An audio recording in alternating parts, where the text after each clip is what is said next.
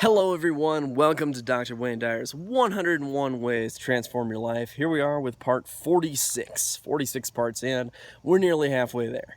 Anyway, today's part is absolutely fantastic, and this is to keep a journal. He says, keep a journal of all the things that offend you about other people, and then start to recognize the pattern of these things. Everything that offends you about other people is basically just a judgment of how you think they should be doing. It's basically a judgment of how you would have the universe orchestrated differently if you got to be an all-powerful being.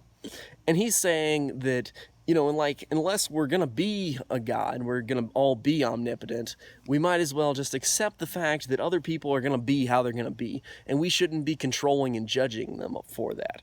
When we make all these judgment calls about other people, we're only restricting our world. We're trying to wrap a rope around the universe to make it bend to our will, and instead we're pulling against a force that's so huge and so powerful that we're just choking ourselves. The more we judge, the more we're just I can't speak because I'm big.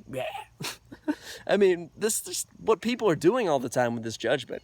So the more you keep a journal, actually write it down, the more you can look back and say, really?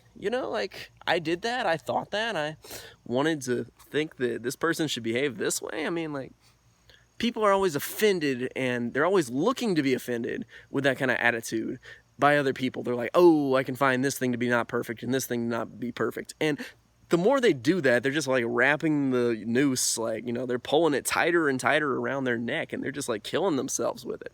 So don't kill your subconscious mind. Use it to help you. You can really help build your life up instead of tear it down by getting rid of this kind of judgment and this perfectionism, because this is really what he's talking about.